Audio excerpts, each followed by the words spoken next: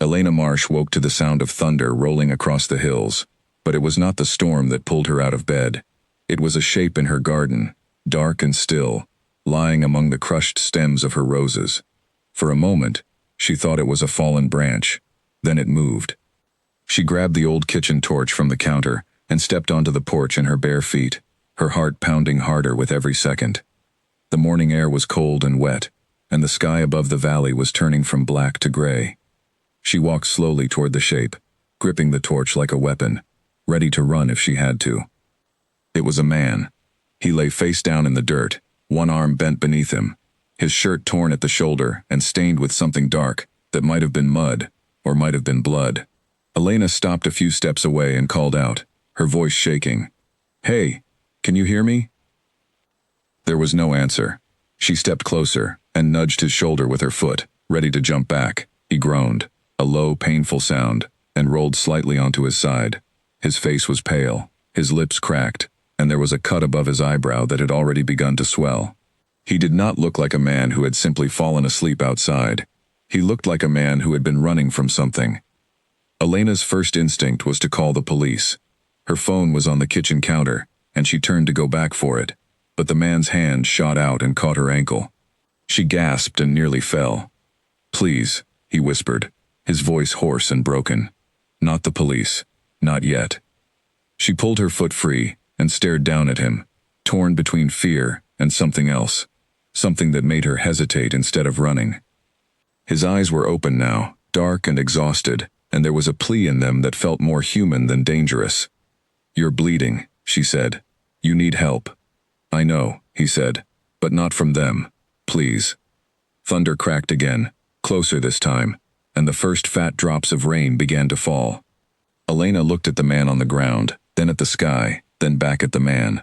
She thought of every warning her mother had ever given her about strangers, about trusting people she did not know, about the dangers of living alone at the edge of a quiet valley.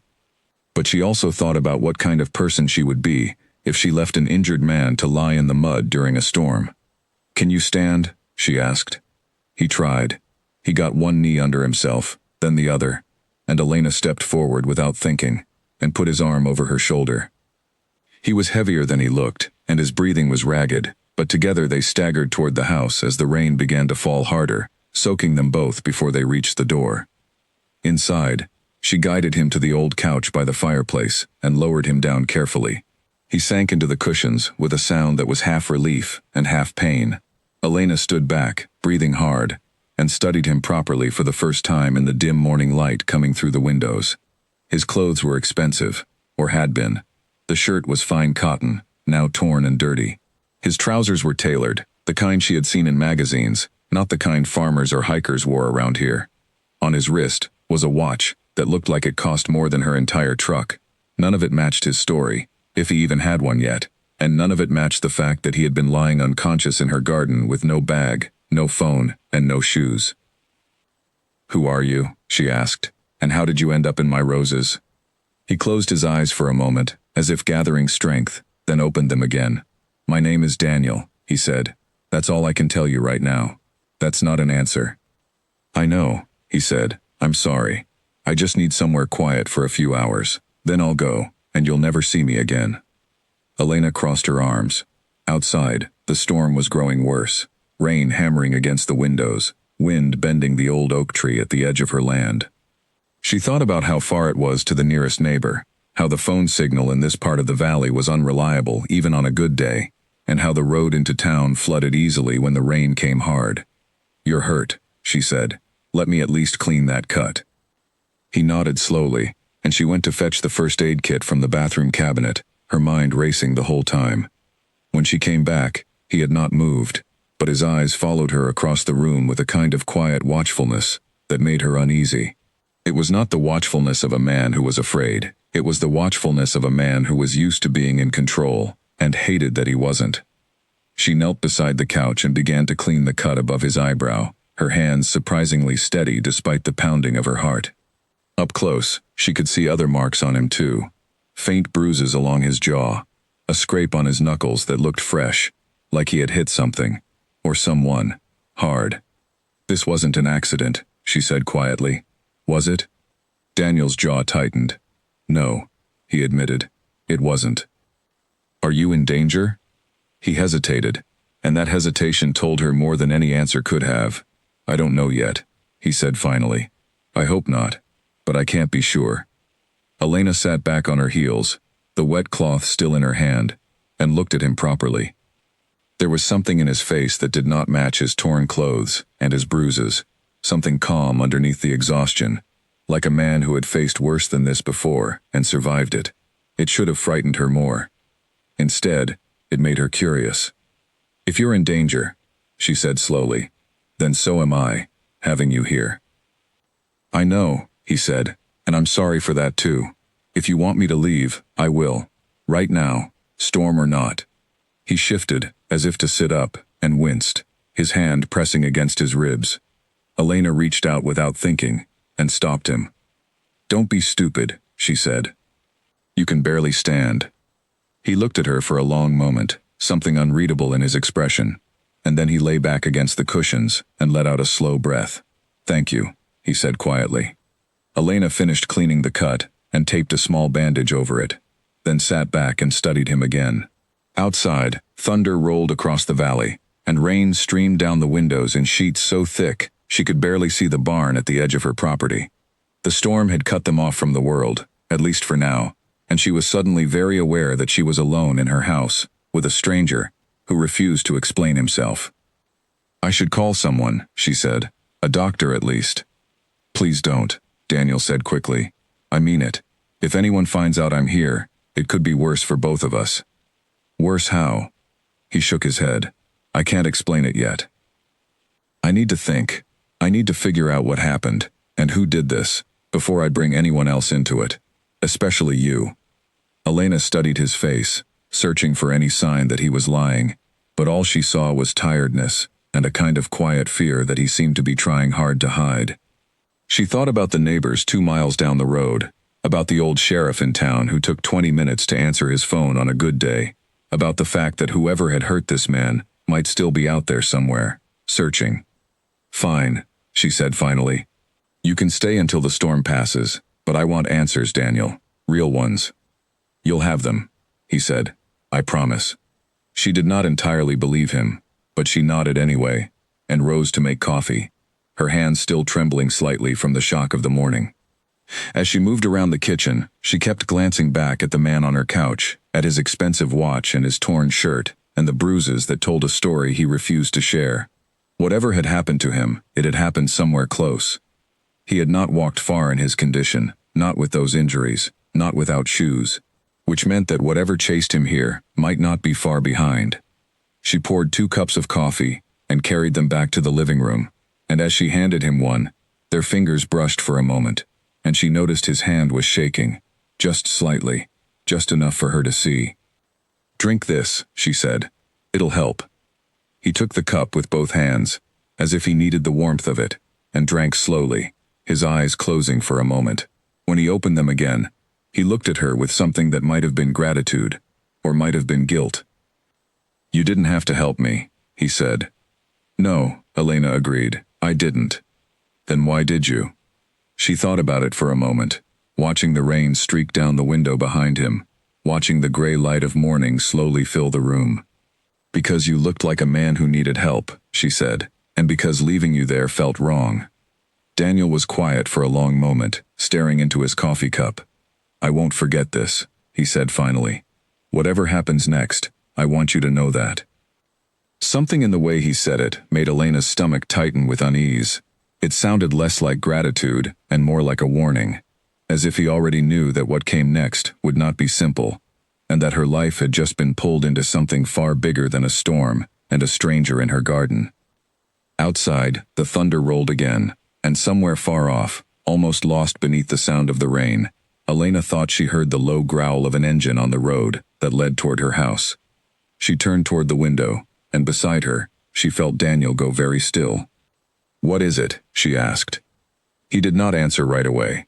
He was staring past her, toward the road, his face suddenly sharp with an alertness that had not been there a moment before. Nothing, he said quietly. Probably nothing. But his hand had tightened around the coffee cup until his knuckles turned white, And Elena understood, with a cold certainty settling into her chest, that whatever Daniel was hiding from, it might already know exactly where to find him. The engine sound faded after a moment, swallowed by the rain, and Daniel's shoulders loosened just slightly, though he did not look fully at ease again. Elena watched him carefully, noting the way his eyes kept drifting toward the window even as he tried to appear calm. Something had frightened him, and he was doing his best to hide it, but he was not doing it well enough to fool her. "You keep looking at the road," she said. "Why?" "Habit," he said, though the word came out too fast, too rehearsed. She did not push further, not yet. Instead, she busied herself with breakfast, moving through her small kitchen with the practiced ease of someone who had lived alone for years. She cracked eggs into a pan, cut thick slices of bread, and set a plate in front of Daniel without asking whether he wanted it. He looked surprised, then grateful, and ate slowly, wincing occasionally when he shifted his weight. "How long have you lived here?" he asked between bites, clearly trying to steer the conversation somewhere safer. 5 years, Elena said. "I inherited the house from my aunt. It's small, but it's mine, or at least the house is. I rent the land it sits on." Something flickered across Daniel's face at that, quick and gone before she could name it. "Do you know who owns the land?" he asked carefully. "Some company," Elena said, shrugging. "The rent gets paid through an agent in town. I've never met the actual owner. Why do you ask?" "No reason," Daniel said, but his eyes had gone distant again, calculating something she could not follow. She let the subject drop and finished her own breakfast in silence, though her mind kept circling back to the strange details that did not add up. A man in expensive clothes, with a watch worth more than her truck, found unconscious, with no phone, no wallet, no shoes, refusing to explain his injuries, flinching at the sound of an engine on the road. It read less like an accident and more like an escape. After breakfast, she insisted on checking his ribs properly, worried that something might be broken beneath the bruising. He resisted at first, but the pain won out over his pride, and he allowed her to gently press along his side while he sat shirtless on the couch, jaw clenched against the discomfort. The bruises were worse than she expected, deep purple blooming across his ribs in a pattern that looked less like a fall and more like a strike, precise and deliberate. Elena's stomach turned as she studied them. "Someone did this to you on purpose," she said quietly. "This isn't from falling down a hill." Daniel did not answer, but the tightness in his jaw was answer enough. "Daniel," she said, more firmly this time, "if someone hurt you like this, and they're still out there, I need to know. Not for your sake. For mine. This is my house." He looked at her for a long moment, something shifting behind his eyes, and for the first time since she had found him, he seemed to be weighing whether to trust her with something real. "There are people," he said slowly, "who wanted something from me. I refused. They didn't take the refusal well." "What did they want?" "Something I'm not willing to give up," he said, "not without a fight." "That's not an answer." "It's the only one I can give you right now," he said, and there was a weariness in his voice that made her believe, at least, that he was not enjoying the secrecy. "The less you know, the safer you are. I mean that." Elena wanted to argue, wanted to demand the truth, but something in his expression stopped her. He looked less like a man protecting a secret out of arrogance, and more like a man trying, clumsily and imperfectly, to shield someone else from danger. It should have made her trust him less. Instead, against her better judgment, it made her trust him a little more. The rain eased slightly by mid-morning, softening from a downpour to a steady drizzle, and Elena used the lull to step outside and check on the animals in her small barn, leaving Daniel to rest. When she returned 20 minutes later, soaked despite her raincoat, she found him standing at the window, watching the road with an intensity that startled her. "Everything okay?" she asked, setting down the bucket of feed she had carried in from the barn. He turned quickly, and for a moment she saw something raw and afraid in his face before he smoothed it into calm. "Fine," he said, "just restless." She did not believe him, but she let it go, and the day passed slowly, filled with small quiet moments that felt strange given the circumstances. She showed him where the spare blankets were kept. He insisted on helping her wash the dishes, one-handed, until she told him to stop before he hurt himself further. They talked, carefully, about safe things, the weather, the valley, the history of her aunt's old house. And in those moments, Elena almost forgot that the man sitting across from her was a mystery, wrapped in bruises and unanswered questions. But then, in the late afternoon, as the rain finally stopped and pale sunlight broke weakly through the clouds, Elena glanced out her kitchen window and saw something that made her blood run cold. A black SUV was parked at the edge of her property, just past the tree line, where the dirt road curved out of sight toward the main highway. It had not been there an hour ago, she was certain of it. "Daniel," she said quietly, her voice tight. "Come here. Now." He crossed the room quickly despite his injuries, and looked where she was pointing. The moment he saw the vehicle, his entire body went rigid, and the color drained from his face. "Get away from the window," he said sharply, pulling her back by the arm. "Now." "Daniel, what is going on? Who is that?" "I don't know," he said, though his tone suggested he had a very good guess. "But we need to stay out of sight. Please, Elena. Trust me on this." She yanked her arm free, anger and fear mixing together in her chest. "Trust you? I don't even know your last name. I have a man in my house who won't explain his injuries, and now there's a strange car watching my property, and you want me to trust you?" "I know how this looks," he said, his voice low and urgent. "I know I haven't earned your trust yet, but right now, the most important thing is keeping you safe, and that means staying calm and staying hidden until that car leaves." Elena's heart pounded as she peered carefully around the edge of the curtain. The SUV had not moved. She could not see anyone inside it from this distance, but the sheer stillness of it, parked and waiting, sent a chill through her that had nothing to do with the cold, damp air still lingering after the storm. "Is it them?" she whispered. "The people who hurt you?" Daniel's jaw tightened, and he did not answer immediately. When he finally spoke, his voice was quiet, almost apologetic. "It might be," he said. "I need you to listen to me carefully. If anyone comes to the door, anyone at all, you don't know me. You've never seen me. I was never here." "That's insane. What if they're dangerous? What if you need help?" "Then I'll handle it," he said, though the exhaustion and pain still evident in his posture made that promise feel hollow even to him, judging by the flicker of doubt that crossed his face. "I won't let anything happen to you because of me." They watched from the window for nearly 20 minutes, the black SUV sitting motionless at the edge of the property, like a held breath. Elena's hands trembled as she gripped the edge of the counter, her mind racing through possibilities, none of them good. Finally, without warning, the vehicle's engine started, and it pulled away slowly, disappearing back down the road toward town. Elena let out a breath she had not realized she was holding. Beside her, Daniel sagged slightly, relief and exhaustion warring on his face. "They're gone," she said. "For now."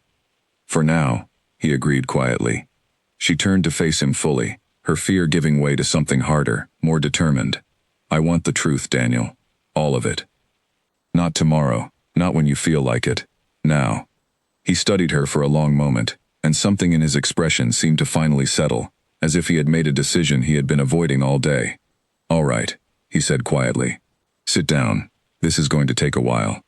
Elena's pulse quickened as she pulled out a chair at the kitchen table and sat, watching him carefully, as he lowered himself into the seat across from her, wincing slightly from his injuries. Outside, the last of the storm clouds were breaking apart, letting weak sunlight spill across the valley. But inside the small kitchen, the air felt heavier than it had all day, thick with the weight of whatever truth was about to be spoken. "My full name is Daniel Hart," he said finally. "And the land your house sits on, Elena, the land the company owns, the land your rent goes to every month, that's mine. All of it. Not just your house. The whole valley." Elena stared at him, the words taking a moment to fully land, her mind refusing at first to accept what he was telling her. The silence stretched between them, broken only by the drip of water from the eaves outside, and for the first time since she had found him in her garden, Elena understood that nothing about the last 24 hours had been simple, and nothing about what came next would be either.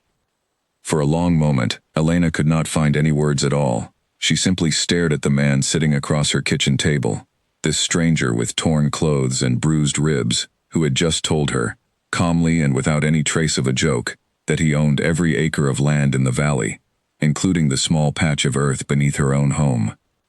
"That's not possible," she said finally, though even as she said it, pieces began clicking into place in her mind.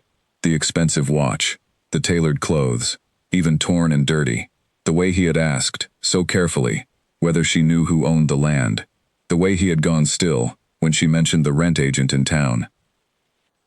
"It's true," Daniel said quietly. "I bought the valley almost a year ago. Quietly, through a holding company, because I didn't want the attention that comes with a name people recognize. I wanted to invest in the land itself, restore the old orchards, protect the water rights, keep the farms working the way they always have.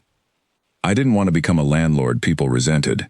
So all this time," Elena said slowly, anger creeping into her voice, "you've been the reason my rent goes up every year, and you never said anything?" "I didn't manage the day-to-day details," Daniel said. "That's handled by people I trust, or thought I trusted. I focused on the bigger picture, protecting the valley from developers who wanted to drain the reservoir and build luxury housing where the orchards are. I never expected to end up unconscious in the garden of one of my own tenants." Elena pressed her palms against her eyes, trying to process everything at once. The man she had dragged in from the rain, cleaned up, fed breakfast to, and worried over all day, was not just some stranger caught in a bad situation. He was the owner of everything around her, the man whose decisions shaped the entire valley's future, and he had been lying in her roses, like any ordinary person in trouble. "Why didn't you tell me this morning?" she asked. "Because the moment people know who I am," Daniel said, "everything changes, the way they treat me, what they want from me. I needed a few hours to think clearly, without that weight pressing down on every conversation. And honestly, Elena, I wasn't sure I could trust you yet. I'm sorry for that. You've done nothing but help me since the moment you found me." Before Elena could respond, the sound of tires crunching on gravel outside made them both freeze. Daniel's hand shot out and gripped her wrist. "Someone's here," he whispered. Elena peered through the kitchen window and felt a small wave of relief when she recognized the modest gray sedan pulling into her driveway. "It's just Nathan," she said, "the estate agent. He collects the rent paperwork and checks on the property every few months." Daniel's face tightened with alarm. "Nathan Cole works for the holding company," he said quickly. "He knows what I look like. If he sees me here, it'll be all over the valley by tonight. And if the people who did this to me have anyone watching, they'll know exactly where I am within hours." "Then hide," Elena said, already moving toward the hallway. "Bathroom, now. Don't make a sound."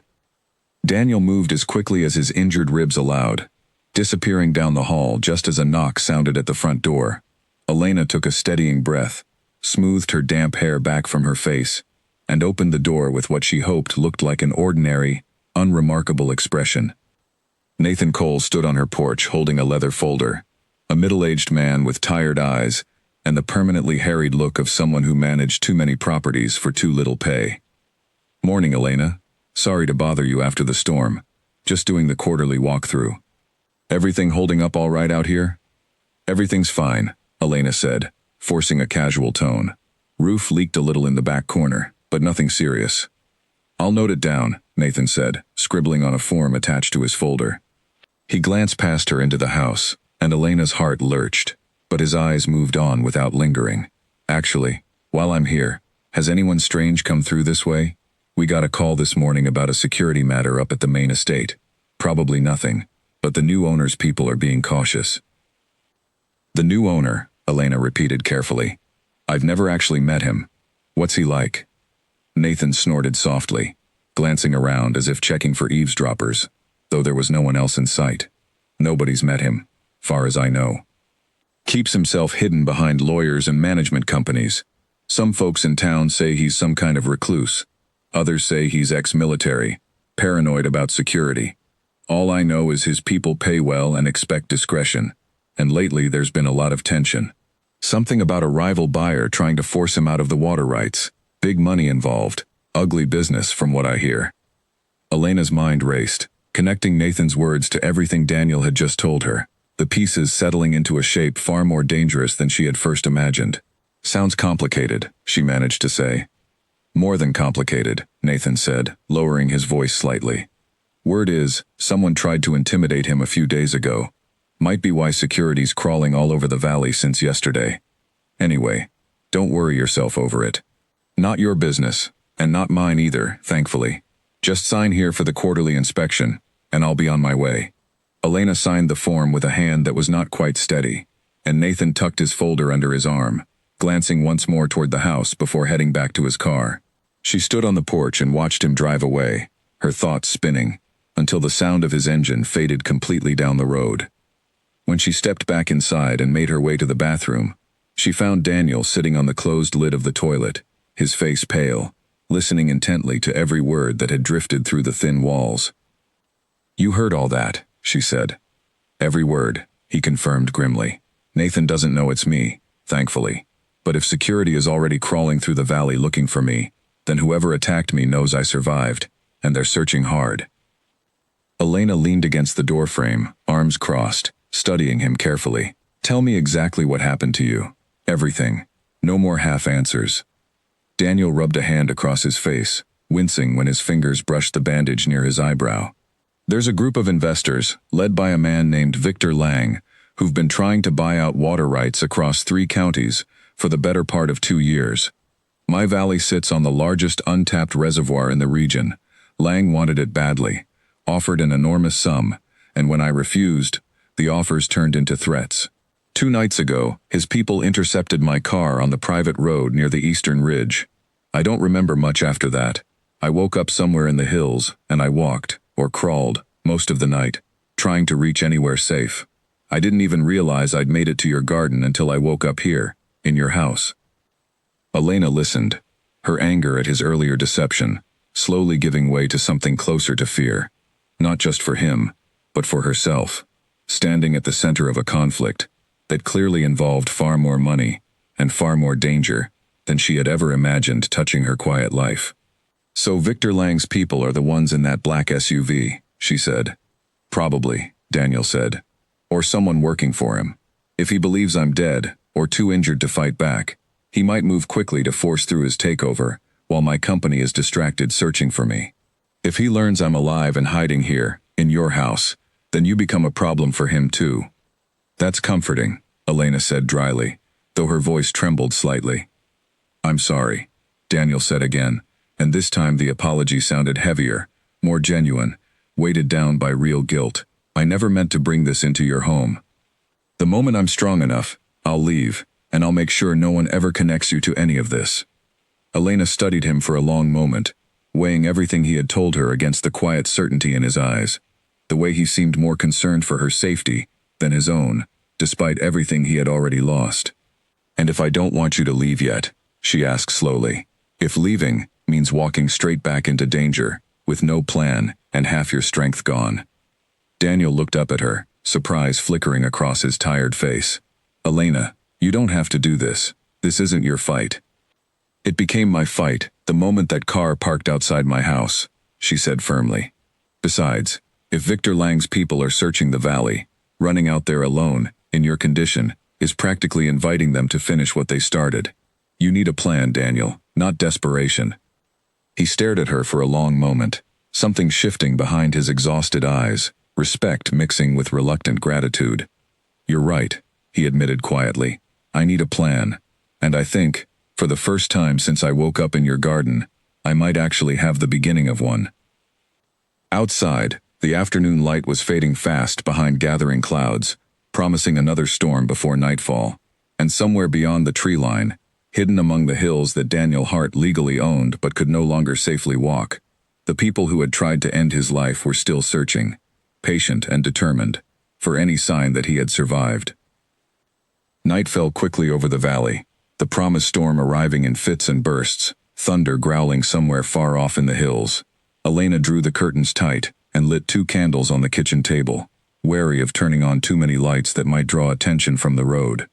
Daniel sat across from her, a pen and a torn sheet of paper in front of him, trying to piece together a plan with the few resources they had.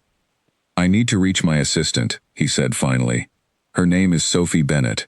She's the only person besides my lawyer who knows the full structure of the holding company, and she's fiercely loyal.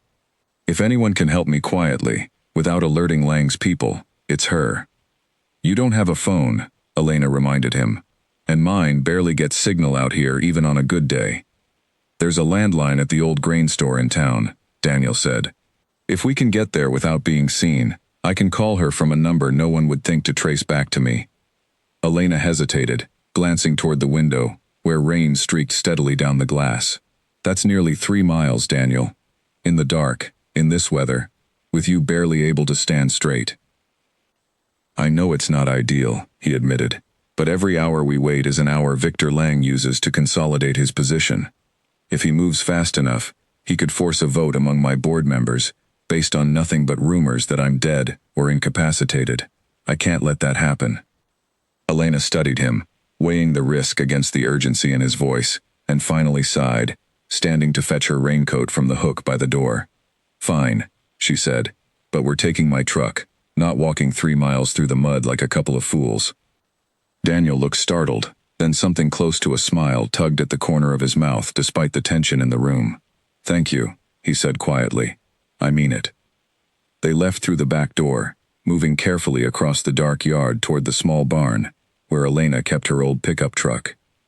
The engine coughed twice before catching, and Elena eased them down the long dirt driveway with the headlights off, relying on the faint glow of the moon behind the clouds until they reached the main road, where she finally switched the lights on and pressed the accelerator down. The drive into town was tense and silent, both of them scanning the darkness for any sign of a black SUV or unfamiliar headlights following behind. Twice Elena's heart leapt into her throat at distant lights on the road, only to relax when they turned off toward other farms. By the time they reached the outskirts of town, rain hammering against the windshield, her hands ached from gripping the wheel so tightly. The old grain store sat dark and shuttered at the edge of the main street, its owner long since retired, but the payphone bolted to its outer wall still worked, one of the last in the county. Elena parked in the shadows behind the building, and Daniel slipped out into the rain, moving quickly despite his injuries, driven by urgency that seemed to override the pain.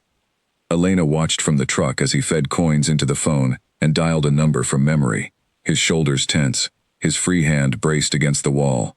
She could not hear the conversation over the rain drumming on the truck roof, but she watched his expression shift through relief, then confusion, then something sharper and more alarmed. When he climbed back into the truck several minutes later, soaked through and breathing hard, his face had gone pale in a way that had nothing to do with his injuries. What happened? Elena asked immediately. Did you reach her? I reached her, Daniel said, his voice tight. She's safe. But Elena, it's worse than I thought. Victor Lang already called an emergency board meeting for tomorrow morning. He's claiming I've disappeared under suspicious circumstances, and he's pushing for the board to appoint a temporary controlling authority over the holding company.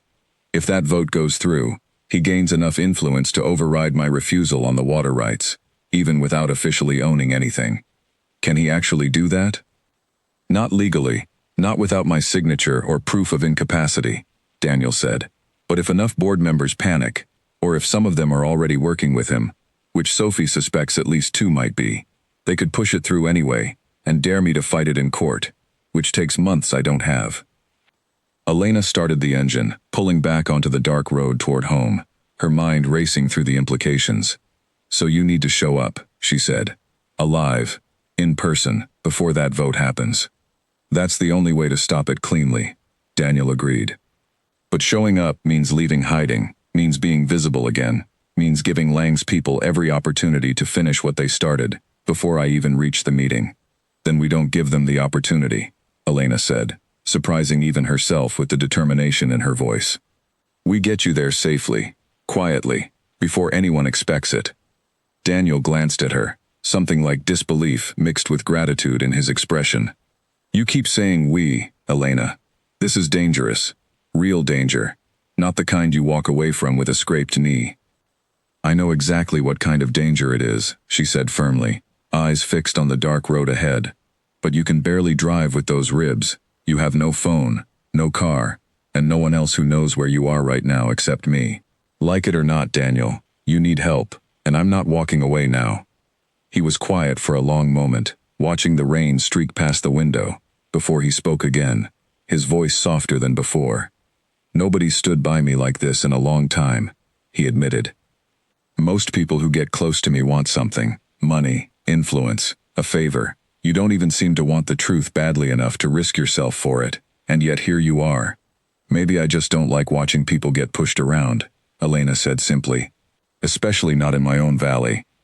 They drove the rest of the way back to the farmhouse in a silence that felt different from before, less tense, more like two people who had quietly, without quite meaning to, decided to trust each other. When they reached the house, Elena parked the truck carefully in the barn, hidden from the road, and they hurried inside through the pouring rain. Once inside, dripping and exhausted, they spread the torn piece of paper on the kitchen table again, working out the details of a plan neither of them fully liked, but both understood was necessary. Sophie would arrange a private car to meet them at a crossroads several miles from the farmhouse before dawn, far enough from both Elena's property and Daniel's usual routes that Lang's people would be unlikely to anticipate it. From there, Daniel would be driven straight to the board meeting, arriving in person before the vote could be finalized, exposing Lang's claims as false in front of everyone who mattered. It's risky, Daniel admitted, studying the makeshift map Elena had sketched from memory. If anyone's watching the crossroads, or if word leaks even slightly, we could be walking straight into an ambush instead of a rescue. Do you have a better option? Elena asked. No, he admitted, I don't. They spent the next few hours preparing as best they could, gathering supplies, checking the truck's fuel, resting in brief uneasy shifts while the storm raged outside. Elena found herself watching Daniel more closely as the night wore on, noticing the quiet determination beneath his exhaustion, the way he kept glancing toward the door as if bracing for danger to arrive at any moment, the careful gratitude in every small thing she did for him. Near midnight, as she was checking the lock on the back door one final time, Daniel spoke from where he sat by the fireplace, his voice low and thoughtful. Whatever happens tomorrow, he said, I want you to know that finding you in that garden might have been the only fortunate thing to happen to me in this entire ordeal. Elena turned to look at him, caught off guard by the sincerity in his voice. Let's just get you through tomorrow first, she said softly. Then we'll talk about fortunate. He nodded, managing a tired, genuine smile, and outside, the storm continued to rage over the valley, masking the sound of a vehicle moving slowly along a distant ridge road, headlights off, patient and searching, drawing steadily closer to the small farmhouse, where two people sat awake, unaware that the danger they were planning to outrun by dawn might already be far closer than they realized. A sound outside jolted Elena awake before dawn, sharp and out of place among the fading patter of rain, the crunch of tires easing to a stop somewhere near the barn. She sat up quickly on the couch, where she had finally allowed herself a few hours of uneasy sleep, her heart already racing before her mind fully caught up with what had woken her. Across the room, Daniel was already on his feet, moving to the window with a silence that surprised her given his injuries. He peered through a narrow gap in the curtains, and his body went rigid. Two vehicles, he whispered. By the tree line, they're on foot now, moving toward the barn. Elena's blood turned to ice. How did they find us? I don't know, Daniel said, his voice tight with barely controlled alarm. Maybe Nathan mentioned something without realizing it. Maybe someone spotted your truck on the road last night. Maybe they've been searching every property in the valley systematically. It doesn't matter now. We need to move. Move where? Elena hissed, glancing frantically around the small living room, as if an escape route might simply appear. The truck is in the barn, and that's exactly where they're headed. Daniel's jaw tightened as he thought quickly, his eyes scanning the room. The old service road behind your property, the one that connects to the ridge trail. Does it still exist? It's overgrown, barely used, but yes, Elena said. It comes out near the crossroads where Sophie's car is supposed to meet us. Then that's our way out, Daniel said. On foot, through the trees, before they finish searching the barn and start on the house. Elena grabbed her boots and Daniel's borrowed jacket, moving as quietly as her shaking hands allowed, while outside she could hear faint voices now, low and clipped, the kind of controlled communication that spoke of trained discipline rather than casual searching. These were not confused strangers stumbling around a farm. These were people who knew exactly what they were looking for. They slipped out the back door into the gray pre-dawn light, staying low, moving quickly along the tree line away from the barn. Elena's heart hammered against her ribs with every step, every snapped twig beneath her boots sounding impossibly loud in the quiet morning air. Beside her, Daniel moved with obvious effort, his breathing ragged, one hand pressed instinctively against his bruised ribs. But he did not slow down, did not complain, pushing forward with a grim determination that matched her own growing fear. Behind them, a shout rang out, distant but unmistakable. Someone calling to someone else, in the clipped, urgent tone of people who had just discovered something they had not expected. Elena's stomach dropped. "They're in the house," Daniel breathed. "They know we were here." "Then we need to move faster," Elena said, grabbing his arm and pulling him deeper into the tree line, away from the sound of voices now spreading out across her property, searching, calling to each other in short clipped phrases that carried clearly through the wet morning air despite the distance. They pushed through the wet undergrowth as quickly as Daniel's injuries allowed, branches catching at their clothes, mud sucking at their boots, the old service road appearing finally as a faint break in the trees ahead of them, barely visible beneath years of overgrowth. Elena led the way, memories of childhood walks along this path guiding her more than sight in the dim gray light. Behind them, the voices grew fainter, then suddenly sharper again, and Elena's blood froze at the unmistakable sound of someone crashing through the underbrush not far behind, moving with the speed of someone who had spotted something, or someone. "They've found our trail," Daniel said grimly. "Elena, listen to me. If they catch up, you run. Don't look back. Don't try to help me. Just run for the crossroads and get to Sophie's car." "Absolutely not," Elena snapped, pulling him forward with renewed urgency. "We're not doing this alone thing again. We stick together." They broke into a stumbling run, or as close to a run as Daniel's condition allowed, following the narrow, overgrown path as it wound up through the trees toward the ridge.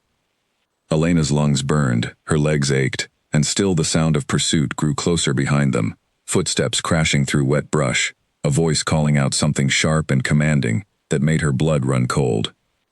The path suddenly opened onto a small clearing near the top of the ridge, and Elena's heart leapt with hope as she recognized the old stone marker that indicated the crossroads was just beyond the next rise. But her hope crumbled almost immediately as a figure stepped out from the tree line ahead of them, blocking the path, tall and broad-shouldered, his expression grim and businesslike. "Mr. Hart," the man said, his voice calm in a way that was somehow more frightening than shouting would have been. "You've led us on quite a chase." Daniel pushed Elena slightly behind him, his body tense despite his obvious exhaustion. "Marcus," he said, recognition and wariness mixing in his voice. "I should have known Lang would send you." "Nothing personal, Mr. Hart," Marcus said, taking a slow step closer, flanked now by two other figures emerging from the trees behind him. "Mr. Lang simply wants to ensure the board meeting proceeds smoothly this morning. Your continued absence would make that considerably easier." "You attacked me," Daniel said, his voice hard, despite the fear Elena could sense radiating from him. "Nearly killed me. And now you want to finish the job in broad daylight, in front of a witness?" Marcus's eyes flicked briefly toward Elena, calculating, and she felt a fresh wave of terror at the coldness in his gaze. "Witnesses can be managed," he said simply, "one way or another." Elena's mind raced, searching desperately for any option that did not end in disaster, and then, from somewhere behind Marcus and his men, the sound of another vehicle approaching cut through the tense silence, tires crunching on gravel, growing steadily louder.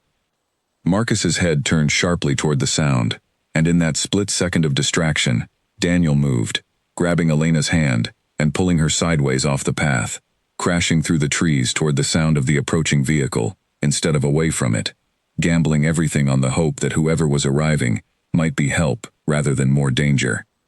They burst out of the tree line, directly into the path of a dark sedan just pulling up to the crossroads, and Elena's heart nearly stopped before she recognized the woman stepping quickly out of the driver's seat, sharp-eyed and alert, clearly expecting trouble. "Sophie," Daniel gasped, relief flooding his voice. "Get in, now," Sophie Bennett said sharply, already moving to open the back door. "I called the county sheriff the moment I saw a second vehicle following me up the ridge road.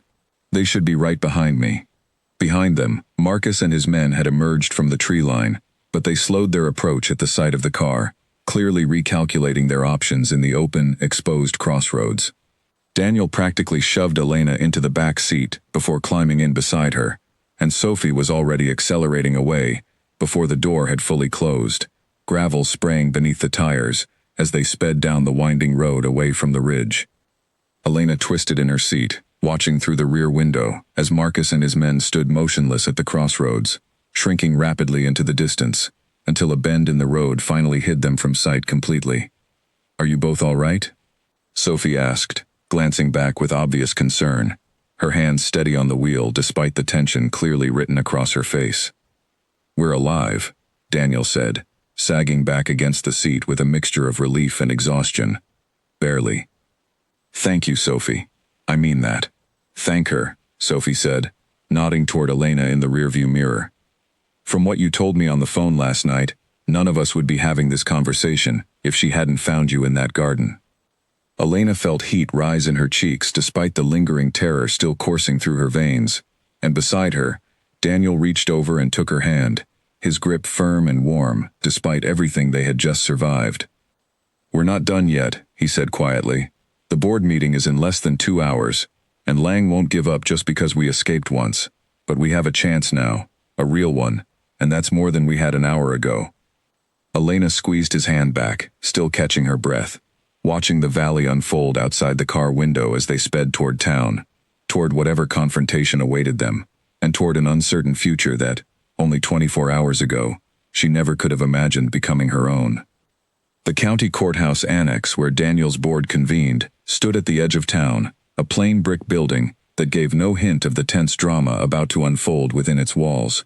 Sophie parked around the back, out of sight from the main entrance, and the three of them hurried inside through a side door Sophie had arranged in advance, avoiding the small crowd of board members and lawyers already gathering in the front lobby. Daniel paused just outside the meeting room, straightening his borrowed jacket, running a hand through his damp hair in a futile attempt to look less like a man who had spent the last day fleeing through storms and forests. Elena watched him gather himself, the exhaustion and pain still evident beneath a rapidly hardening resolve. "You don't have to come in," he told her quietly. "This part, I can handle." "I know I don't have to," Elena said, "but I want to see this through. Besides, someone should be there who isn't afraid to call out a liar when they see one." Daniel's mouth twitched with the ghost of a smile despite everything. "All right," he said. "Let's finish this." They stepped into the meeting room together, and the reaction was immediate. Conversation died mid-sentence. Chairs scraped as several board members rose in surprise. At the head of the long table stood a lean, sharply dressed man with silver hair and cold, calculating eyes, who froze mid-gesture at the sight of Daniel walking through the door very much alive. "Mr. Hart," Victor Lang said, recovering his composure with practiced smoothness that did not quite mask the flicker of alarm in his eyes. "What a relief to see you. We were so worried, given your unexplained absence." "I imagine you were," Daniel said, his voice steady, despite the visible bruising on his face, and the careful way he still favored his injured ribs. "Considering your people are the ones responsible for it." Murmurs rippled through the room, board members exchanging uneasy glances. Lang's expression tightened almost imperceptibly. "That's a serious accusation, Daniel, especially without evidence." "I have a witness," Daniel said, gesturing toward Elena, who stood tall despite the nervous flutter in her chest, meeting Lang's cold gaze without flinching. "I have injuries consistent with an assault 2 nights ago, on the private road leading to my estate, and less than an hour ago, 3 of your men cornered us at a crossroads near the eastern ridge, threatening both of us in front of another witness, Sophie Bennett, who has already contacted the county sheriff." Lang's composure cracked slightly, his eyes flicking toward the door, as if calculating an exit, before he seemed to remember the room full of witnesses, and forced himself to remain still. "I don't know what you're implying," he said, though his voice had lost some of its earlier smoothness. "I have no knowledge of any assault." "Then you won't mind the sheriff's investigation," Daniel said calmly. "Or the fact that Sophie has already forwarded phone records showing calls between your office and the vehicle registered to the men who attacked me. I made sure of that before I ever walked through this door." The room fell into a stunned silence, board members shifting uncomfortably, several already reaching for their phones or exchanging worried glances with their neighbors. Lang's face had gone pale, the confident mask finally slipping to reveal something colder and more desperate underneath. "This is absurd," Lang said, though his voice lacked conviction now. "A misunderstanding, nothing more." I merely wanted to protect the company's interests during your unexplained absence. By orchestrating an emergency vote to strip me of control based on a disappearance you engineered yourself?" Daniel asked, stepping further into the room, his voice growing stronger with each word, despite his obvious exhaustion. "I think everyone here can see exactly what you were protecting, Victor. Your own interests, and the enormous payout you stood to gain if the water rights sale went through under new leadership." One of the older board members, a woman with sharp eyes and silver-rimmed glasses, rose slowly from her seat. "Victor," she said, "the board will need a full explanation, and given what's just been presented, I move that we suspend Mr. Lang's advisory position immediately, pending a full investigation." A chorus of agreement rippled around the table, and Elena watched as the last of Lang's composure crumbled entirely, his shoulders sagging, his earlier confidence replaced by the trapped look of a man who understood, finally, that his plan had failed completely. Within minutes, 2 uniformed officers arrived at the door, summoned by Sophie's earlier call, and Lang was escorted from the room, amid a tense, watchful silence, his protests growing quieter with every step toward the exit. When the door finally closed behind him, the tension in the room broke like a held breath finally released. Board members surrounded Daniel with questions and relieved congratulations, and Elena stepped back, watching him navigate the sudden attention with the calm, practiced grace of someone used to being at the center of important rooms, even after everything he had just survived. It took another hour for the meeting to properly conclude, the vote to appoint a temporary authority quietly withdrawn, Daniel's position formally reaffirmed, and a full investigation launched into Lang's conduct and the attack on the Eastern Ridge Road. By the time they finally stepped back outside, into the pale morning sunlight, Elena felt as though days had passed rather than a single long, exhausting night. Sophie drove them back toward the valley in comfortable silence, the adrenaline of the morning slowly draining away, leaving behind a bone-deep exhaustion that pressed heavily on both of them. When the car finally pulled up outside Elena's small farmhouse, the storm damage from the previous day's rain still visible in the flattened rose bushes and muddy yard, Daniel turned to her with an expression she could not quite read. "I owe you more than I can properly express," he said quietly, as Sophie waited patiently in the driver's seat. "You didn't just save my life yesterday morning. You helped me save everything I've worked to protect in this valley."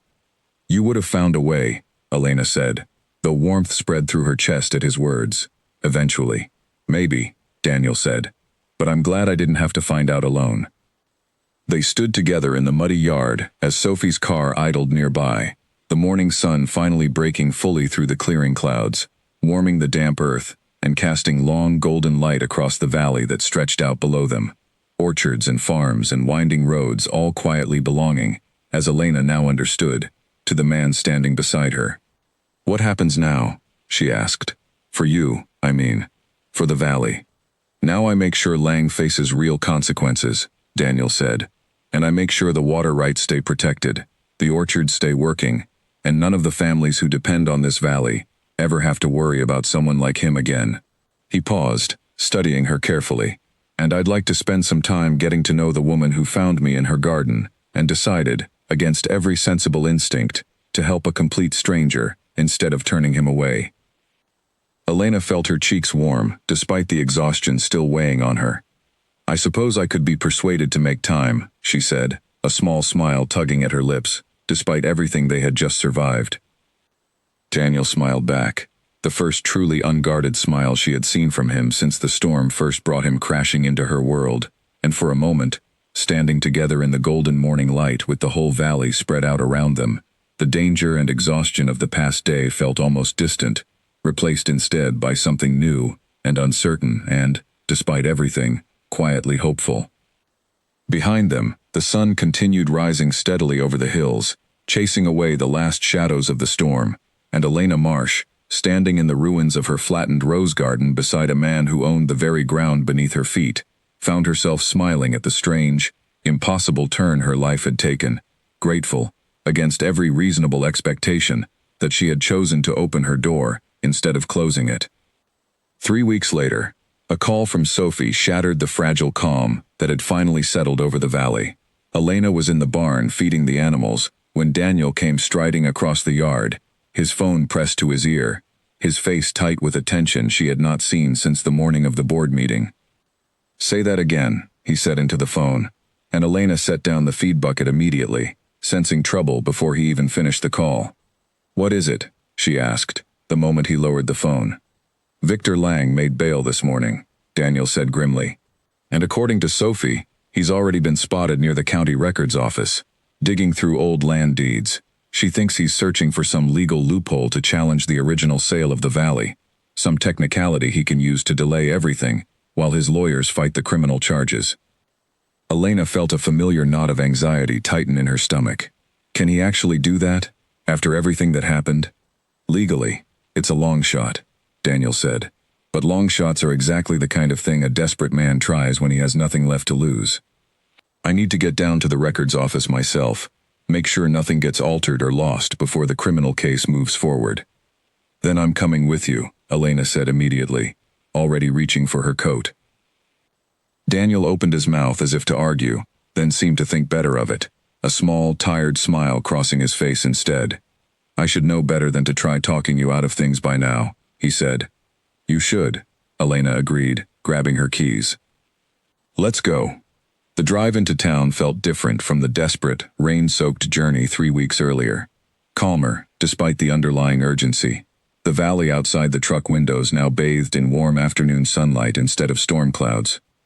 Elena found herself glancing over at Daniel more than once, noticing how much steadier he looked now, the bruises long faded, the careful way he used to favor his ribs, now replaced by an easy, confident posture that reminded her he was, beneath the exhausted stranger she had found in her garden, a man used to handling difficult situations with quiet competence. At the records office, they found Sophie waiting anxiously near the entrance, a thick folder clutched under her arm. "He left about 20 minutes ago," she said quickly, but the clerk said he was asking pointed questions about the original transfer documents, specifically, whether there were any gaps in the chain of ownership before you purchased the valley. Daniel's jaw tightened. "There aren't any gaps," he said. "I made sure every document was airtight before the purchase went through, but if he's hoping to manufacture confusion, even a small delay could cost the valley months of uncertainty." They spent the next 2 hours inside the records office, working alongside a patient clerk to pull every relevant document, cross-checking dates and signatures, until Daniel was satisfied that the paper trail was, exactly as he remembered, complete and unbroken. Sophie made careful copies of everything, ensuring nothing could later be claimed missing or altered. By the time they finally stepped back outside, the sun had begun its slow descent toward the western hills, painting the sky in soft shades of orange and gold. Daniel let out a long breath, some of the tension finally leaving his shoulders. "That should close off any legal angle Lang was hoping to exploit," he said. "Sophie will make sure the district attorney has copies of everything by morning." "And if he tries something else?" Elena asked. "Then we'll handle that too," Daniel said, and this time there was no hesitation in his voice, no lingering fear, only a steady confidence that came from having already faced the worst Victor Lang could throw at him and survived it. "But I don't think he will. Men like Lang only push as hard as they believe they can win. He knows now that he can't." They drove back toward the farmhouse as evening settled softly over the valley, and Elena found herself thinking about how much had changed since that first stormy morning when she had stumbled across a stranger sleeping among her roses. The valley itself seemed different now too.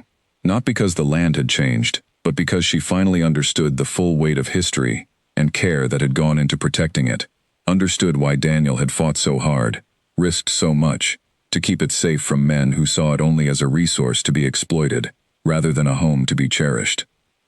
When they arrived back at the farmhouse, the garden greeted them in full bloom, the roses Daniel had once crushed during his desperate collapse, now fully recovered, climbing thick and fragrant along the fence line in the fading evening light.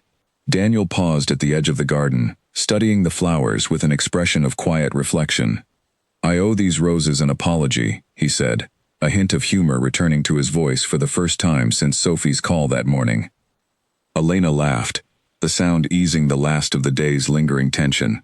"They forgave you," she said, eventually. "Did you?" Daniel asked, turning to look at her properly, something more serious settling into his expression, despite the softness of the moment. "I forgave you the moment you told me the truth," Elena said honestly. Even though it took you longer than I would have liked to get there. Daniel stepped closer, the golden evening light catching the sincerity in his eyes.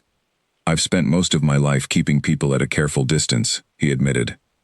Protecting myself, protecting my interests, never quite trusting anyone enough to let them close. And then I woke up in your garden, injured and afraid.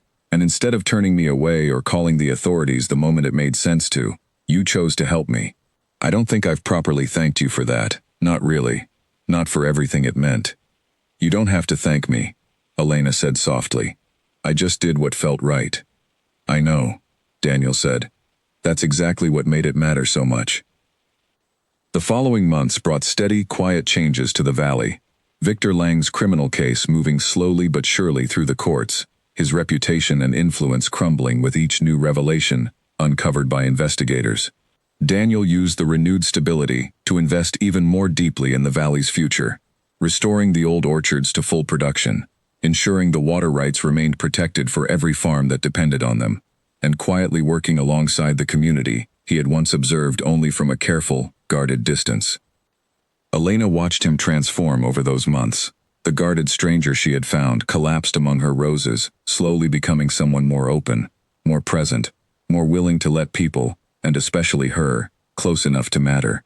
Her own life changed too, in ways she could never have predicted that first stormy morning, her quiet farmhouse becoming something closer to a shared home than a solitary refuge. Her days filled with a partnership she had never expected to find.